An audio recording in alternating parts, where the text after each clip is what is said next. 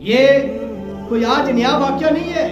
میرے پاک نبی کے دور میں بھی قرآن مجید کو کیا کہا گیا تھا؟ یہ جادو ہے، یہ شاعر کا کلام ہے. اس لیے اللہ نے فرمایا تھا یہ کسی شاعر کا کلام نہیں ہے. اور یہ کہا گیا تھا یہ محمد کسی سے لکھواتا ہے. اور پھر اس کے بعد مسلمہ کذاب آیا. اس نے کیا کیا؟ اس نے قرآن مجید کے مقابلے میں آیتیں نکالی. اس نے کہا الفیل ملفیل وما ادراک ملفیل. ایک اس نے مینڈک پہ نکالی، یا دفتہ دفتہ، اے مینڈک تو بھی ٹٹراتی ہے، تیری ماں بھی ٹٹراتی ہے. اس کے اپنے ہی بندوں نے کہا کہ ہوش کے ناخن لے، یہ جو تو کلام بنایا ہے یہ تو ایک بچہ بھی اربوں کا اٹھ کے اس میں سے غلطیاں نکال سکتا ہے. یہ تو قرآن کا مقابلہ کرا. اس کے اپنے ہی بندوں نے اس کو ریجیکٹ کر دیا تھا. قرآن کا اس وقت بھی لوگ قرآن کو چیلنج کرنے آئے تھے. لیکن یاد رکھے آج 1400 سال گزر گئے ہیں، قرآن مجید کی زیر کو کوئی صبر نہیں بنا سکتا. قرآن مجید کے ایک نقطے کو کوئی با کے نقطے کو نہیں چھیڑ سکتا. یہ میرے پاک نبی کے دور میں بھی آئے تھے نا. انطاکیہ سے ایک گروہ آیا تھا. انطاکیہ سے امام فخر الدین رازی رحمۃ اللہ تعالی علیہ نے لکھا ہے کہ انطاکیہ کا ایک گروہ آیا حضور کی بارگاہ میں. یاد رکھے قرآن مجید میں اس علاقے کی طرف اشارہ کر کے رب کائنات نے فرمایا ہوا ہے کہ اس علاقے میں چونکہ موسیٰ علیہ السلام اور خضر علیہ السلام گئے تھے اور بستی والوں نے مہمان نوازی سے انکار کر دیا تھا. جس علاقے میں آپ نے ایک دیوار بھی تعمیر کی تھی. موسیٰ علیہ السلام اور خضر علیہ السلام کے ساتھ لینے کا. خضر علیہ السلام نے کہا تھا میں جو کروں گا اس میں سوال نہ کرنا. وہ والا واقعہ جب اللہ اس طرف اشارہ کرتا ہے تو جب کیا ہوا، یہ اس علاقے میں گئے، انہوں نے وہاں پر انہوں نے مہمان نوازی سے انکار کر دیا. اللہ نے قرآن میں آیت بنا کے اتار دی. ٹھیک ہے. اور وہ قرآن مجید میں انہوں نے ان کے جو انکار کے الفاظ ہیں وہ فَأَبَوْا انہوں نے انکار کیا مہمان نوازی سے. انطاکیہ کے لوگ وقت کی صورت میں میرے پاک نبی کے پاس آئے نا، انہوں نے کہا یا رسول اللہ آپ کا پورا قرآن منظور ہے پر ایک کام کریں، یہ فَأَبَوْا میں جو با ہے نا اس کو تا سے بدل دو. ایک حرف کو only one letter، ایک حرف کو بے کو تے میں اردو میں بتا رہا ہوں، با کو تا میں بدل دے، ایک اس حرف کو بدل دے مطلب معنی تبدیل ہو جاتا. خضر علیہ السلام کی مہمان نوازی سے انکار کیا نا، معنی بن جانا تھا. انہوں نے اقرار کیا. میرے پاک نبی نے ایک حرف کے معاملے میں بھی کہا کہ واللہ اگر قرآن مجید کا ایک حرف کا بھی معاملہ ہے، یہ اللہ کے کلام میں تعریف ہوتی ہے پورے قرآن مجید میں نبی اس قرآن کے ایک حرف کو بھی تبدیل نہیں ہونے دوں. حضور علیہ السلام نے بتا دیا آج تم جتنی مرضی کوششیں کرو، یہ وہ بندوبست ہے جو رب کائنات نے خود کیا ہوا ہے. ایک حرف کی بھی تبدیلی میرے پاک نبی نے برداشت نہیں کی. اور آج اسی قرآن مجید کے قانون ہمارے ملک میں لاگو ہیں.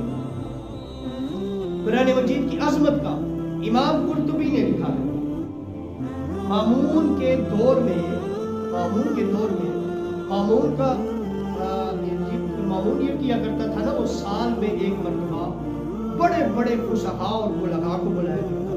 ہر زبان میں، ہر مذہب میں، چاہے عیسائی ہو چاہے یہودی، وہ سب کو بلایا کرتا تھا.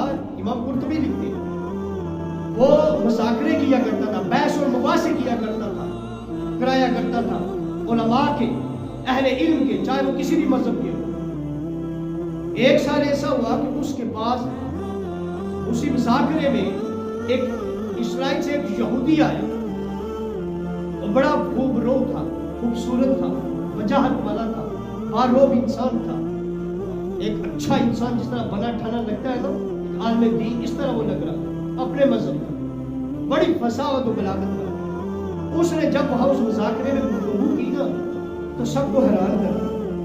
اس نے سے پائے کی گفتگو کی، یہودی تھا. مامون اور رشید بھی متاثر ہو. جب مذاکرہ ختم ہو گیا سب چلے گئے. مامون اور رشید نے اس سے پوچھا تو اسرائیلی ہے؟ اس نے کہا میں اسرائیلی. مامون نے اسے پوچھا تو مسلمان نہیں ہونا؟ اس نے کہا میں مسلمان نہیں ہوں. باپ دادا کے مذہب سے غداری نہیں کر سکتا. وہ یہ کہہ کر چلا گیا.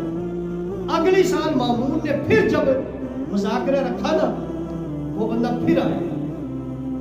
اب جب وہ بیٹھا نا اب وہ اسلام پر بحث کرنے لگا، بڑا فقہ کے مسائل پہ بحث کرنے لگا، قرآن مجید کی عظمت پہ بحث کرنے لگا۔ اب وہ مسلمان ہو کے آ چکا تھا۔ اب سنیں اس کی بات، جب وہ مذاکرہ ختم ہوا، مامون نے اسے پھر بلایا، کہا تو وہی شخص ہے جو پچھلی دفعہ آیا تھا؟ کہا میں وہی ہوں۔ کہا میں نے تو تجھے دین کی دعوت دی تھی، تو مسلمان ہوا نہیں تھا، اب تو مسلمان ہوا ہے۔ اس نے کہا اس لیے کہ میں تجھے ایک اچھا خطاب ہوں، میں بہترین لکھاری ہوں، خوش نویس ہوں، بہترین خطاب ہوں، تو میں نے مذہب کو کھنگالنے کی کوشش کی، تمام مذہب کو، یہودیوں کو، عیسائیوں کو، مسلمانوں کو۔ پہلے اپنے ان تورات سے شروع کیا، میں نے تورات کا نسخہ اپنے خوبصورت خطاطی میں لکھا، تورات کے 2 نسخے لکھے، اور کہتا ہے پھر میں نے ان میں تعریف کی، ان میں چند جگہوں پہ میں نے تعریف کی، یعنی تبدیلی کی، اور میں نے جا کر یہودیوں میں بیچا، وہ فوراً بک گیا، بڑی خوشی سے سننے لے لیا۔ کہتا ہے پھر میں نے انجیل میں بھی تعریف کی اور انجیل کے نسخے لکھے، ان کو جا کر عیسائیوں میں بانٹا، عیسائیوں نے بڑی خوشی سے اتنی خوبصورت میری لکھائی دیکھ کر وہ بڑے خوش ہوئے، اور مہنگے داموں انہوں نے وہ بھی خریدے، دونوں میں تعریف۔ وہ کہتا ہے پھر میں نے قرآن میں تعریف کی، اور تعریف کر کے بہترین کر کے قرآن کو لکھا، جا کے مسلمانوں میں تقسیم کو اس کو بیچنے کی کوشش کی، جو بھی مسلمان دیکھتا رہا وہ کہ یہی کہتا رہا یہ تو رب کا کلام ہے ہی نہیں، یہ تو وہ کلام ہے ہی نہیں، یہ تو وہ تبدیل ہوا ہے کسی بھی مسلمان کا۔ اس وقت مجھے یقین ہو گیا کہ جو رب کا وعدہ تھا یہی وہ سچا کلام ہے، یہی وہ سچا مذہب ہے۔ لہذا مامون کو کہا اس لیے میں مسلمان ہو گیا۔ یہ ہے قرآن مجید کی شان و شوکت، یہ ہے قرآن مجید کی عظمت۔ تم کتنا ہے قرآن مجید کی توہین کرو گے، یہ رب کائنات دیکھو کس طرح تمہارے ہی بندوں سے قرآن مجید کی عظمت کے ڈنکے بجا سکتا۔ بلکہ ٹائم میرا اجازت نہیں دیتا، ہم شارٹ میں علامہ طنطاوی رحمۃ اللہ تعالی علیہ کا ایک واقعہ بھی سن لیں قرآن مجید کی عظمت کے لحاظ سے۔ علامہ طنطاوی رحمۃ اللہ تعالی علیہ نے اپنے دوست کا واقعہ سنا، کہتے ہیں ان کا ایک دوست تھا، وہ جرمنی میں گیا، تو وہاں پر جو نان مسلم بڑے بڑے عربی دان تھے، بڑے فصیح لوگ ہوتے ہیں، یعنی آپ یہ دیکھیں کہ آپ اردو تو اس کا عربی کے مقابلے میں کچھ بھی نہیں ہے نا، لیکن یہاں کوئی اگر شاعری کرے نا تو آپ اور میں شاید اس کو اس طرح داد نہ دے کہ ہم شاعری کو بندہ جس طرح سمجھتا ہے، اسی طرح فصاحت و بلاغت والا جس طرح قرآن کو سمجھتا ہے نا عربی دان، تو ہمارے بڑے بڑے علماء بھی نہیں سمجھتے۔ تو وہ بڑے فصیح و بلیغ تھے، وہ کہتا ہے میں نے ان کے سامنے بیٹھا تو انہوں نے کہا تم بھی قرآن کی فصیح اور بلیغ مانتے ہو؟ اس نے کہا ہاں۔ علامہ طنطاوی کا جو دوست تھا جرمنی میں، کہتا ہے ہاں میں نے، انہوں نے کہا ہاں میں بھی قرآن مجید کی عظمت، اس کی رفعت اور اس کے مقام، اس کے فصاحت و بلاغت کا قائل ہوں، اس کے مقابلے میں دنیا کا کوئی کلام نہیں ہو سکتا۔ انہوں نے کہا چلو تم کوئی مثالیں پیش کر سکتے ہو؟ انہوں نے کہا اچھا قیامت کے اوپر، موضوع کے اوپر تم بھی کوئی جملے کہو۔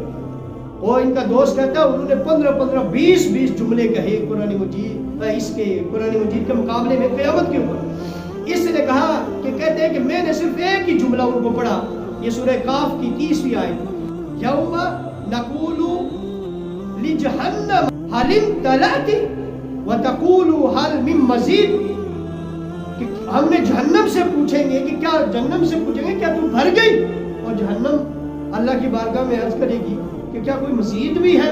یہ تو لفظی ترجمہ تھا، ہمیں اس کی فصاحت و بلاغت کا آپ کو نہیں پتہ چلا، لیکن اس میں کیا فصاحت و بلاغت ہے، وہ چونکہ فصیح و بلیغ لوگ تھے۔